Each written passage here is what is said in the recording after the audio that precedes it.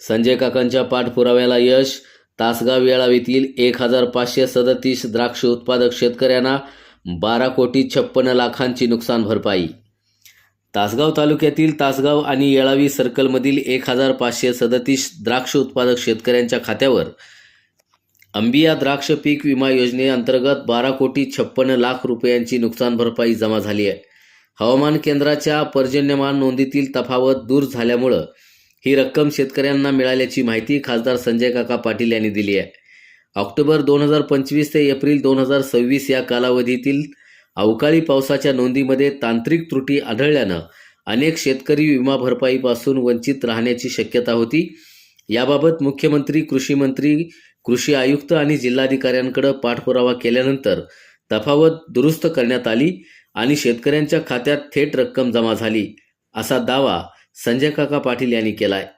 दरम्यान विसापूर सर्कलमधील 824 शेतकऱ्यांची सुमारे 14,64,00,000 रुपयांची विमा भरपाई अद्याप प्रलंबित असून ती मिळावी यासाठी पुढील पाठपुरावा सुरू असल्याचंही संजय काका पाटील यांनी सांगितलंय. पीक विमा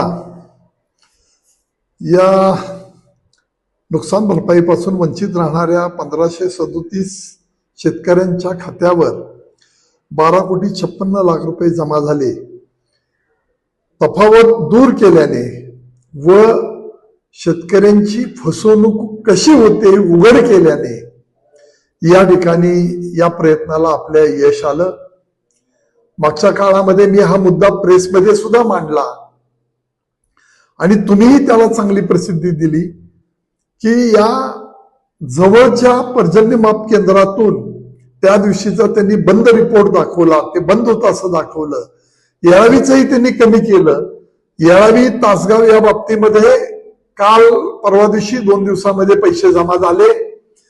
विसापूर सर्कलच्या बाबतीमध्ये सगळ्या तफावती त्याच्यामधल्या शेतकऱ्यांना फसवण्याच्या दृष्टिकोनातून केलेल्या सगळ्या आयडिया ह्या ओपन केल्या आणि मग दत्ता मामा भरणे यांच्याकडे आम्ही गेलो. त्याच्यानंतर मुख्यमंत्र्यांनाही भेटलो.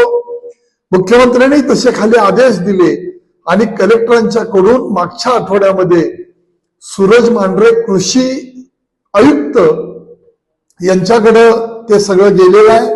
विसापूर सर्कल मधली सुद्धा मोठी भरपाई शेतकऱ्यांची तीही मिळणार आहे आणि हा शेतकऱ्यांना कसं फसवलं जातं या बाबतीमध्ये सगळ्या प्रकारे आम्ही माहिती घेऊन या सगळ्या गोष्टी उघड्या केल्या, दबाव ठेवला आणि या सगळ्या गोष्टीला आपल्याला निश्चितपणाने यश आलं.